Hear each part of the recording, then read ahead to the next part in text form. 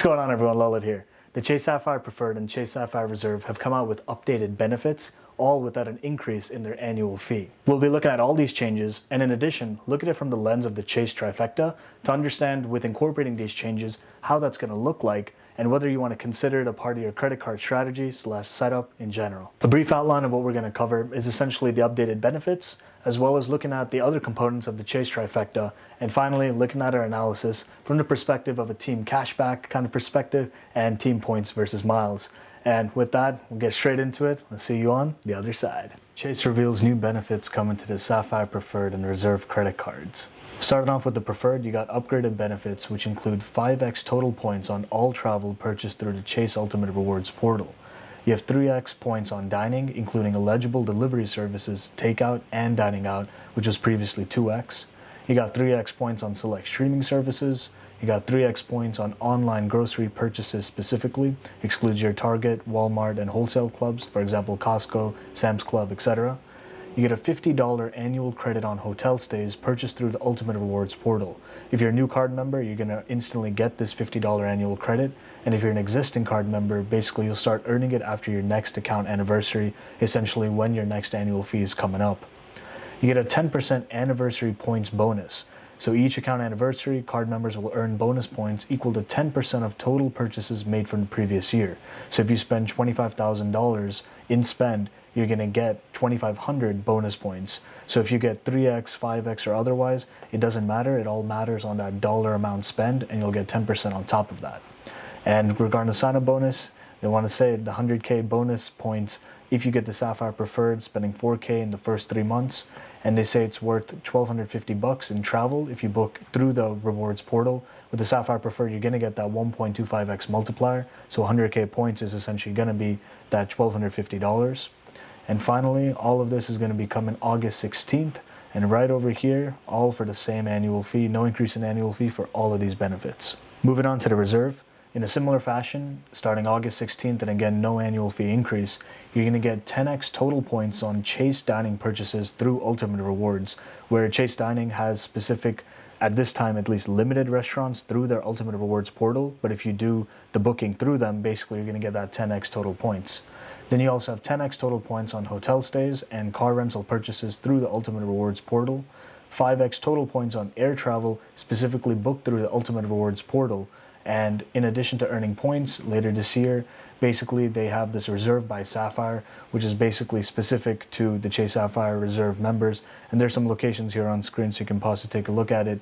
And overall, your sign-up bonus is going to be 60K bonus points after 4K minimum spend. And with the Reserve, unlike the Sapphire Preferred, you get a 1.5 multiplier on your points. So those 60,000 points are going to be $900 versus just a 1.25x with the Sapphire Preferred. And the final point, a couple points to move forward, is that the 5x total points on air travel purchased through the Ultimate Rewards portal. Currently you get 3x on general travel, which is not booked through the portal, whether that's directly with the airline or OTA, online travel agencies such as your Expedia.com, Booking.com, Priceline.com, etc. But basically if you go through the portal, you get 5x.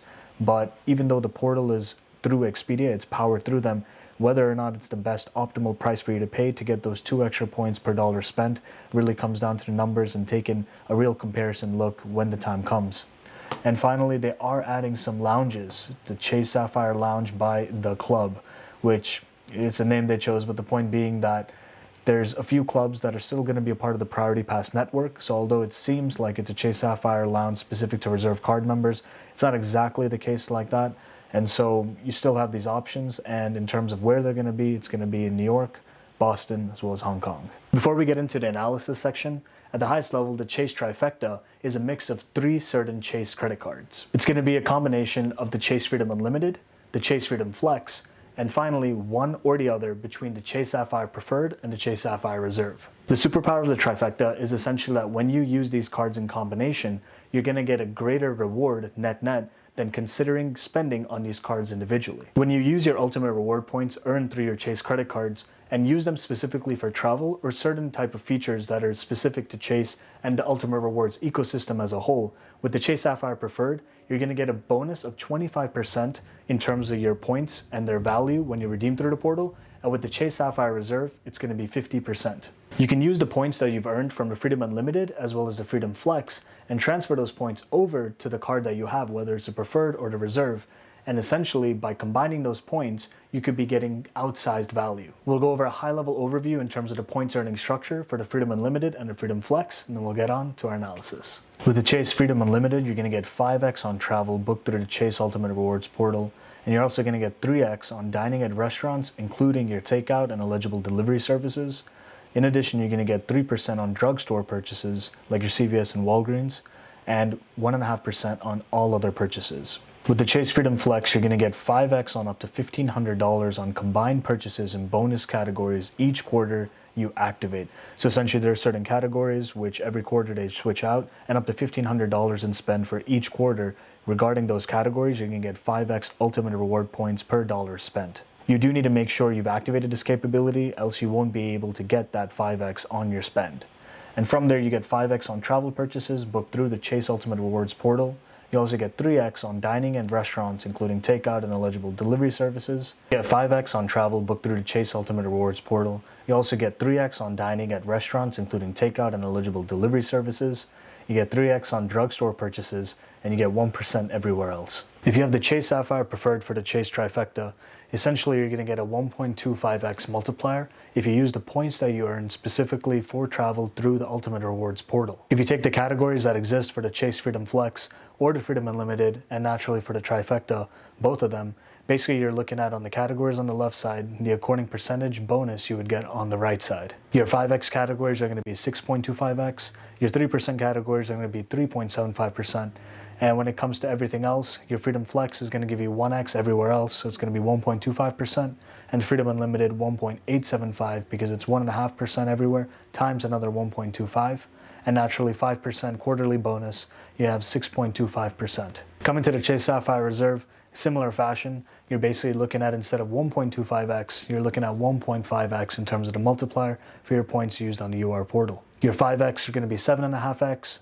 your 3x are going to be 4.5x, your everything else categories for the Freedom Unlimited specifically, again, it's going to be 1.5 squared, essentially 2.25%, and 5% times a half, 1.5 is going to be 7.5%. The numbers we just went through, they're more focused for team cashback. And the reason I say this is because you're using those points through the portal, essentially get more value as if you were spending cash. On the other hand, if you're earning points and you're going to be transferring them to partners, for example, transfer partners such as your hotels and airlines, really the multiplier doesn't really come into effect because you're not redeeming these points through the portal, but you're transferring them externally outside of the Ultimate Rewards ecosystem. Like this, from a Chase Trifecta earnings setup, essentially, if you're going to be transferring to partners primarily, then this team cashback kind of analysis doesn't really come into account. And with the updated benefits for the Sapphire Preferred and the Sapphire Reserve, in those categories where you're earning that 10x, it really does matter, because if you do redeem those points at 1.5x, for example, then essentially at minimum, you're going to get that 15% in terms of cashback. At the same time, if these points aren't going to be cashed in through the portal, then essentially you're still getting 10x because of these new benefits. From a Chase Trifecta perspective, if you're more team cash back, then definitely these type of changes without an increase in the annual fee are definitely going to be more lucrative than not. And on the other hand, if you're more in the points and mile space, getting these points, even though you're booking through the portal, for example, are still points that can be transferred out in general. So overall, without any increase in the annual fee, but these updated benefits, is still going to be lucrative naturally for both parties. The Chase Trifecta in general, having this diversity of cards, is either going to yield you more cash back in general, just due to the fact that you can transfer those points to your CSR or CSP, aka the Reserve and the Preferred, and on the other end, when you're earning points and miles, you're still going to be getting more points in general as you spend in your different categories, given to you through the Freedom Unlimited, the Freedom Flex, etc. You have the Chase Trifecta, and naturally you have the Quadfecta as well, as you add other cards of other deviations or business cards, for example, but topic for another day. With that, thanks for coming to the end. You know how it is.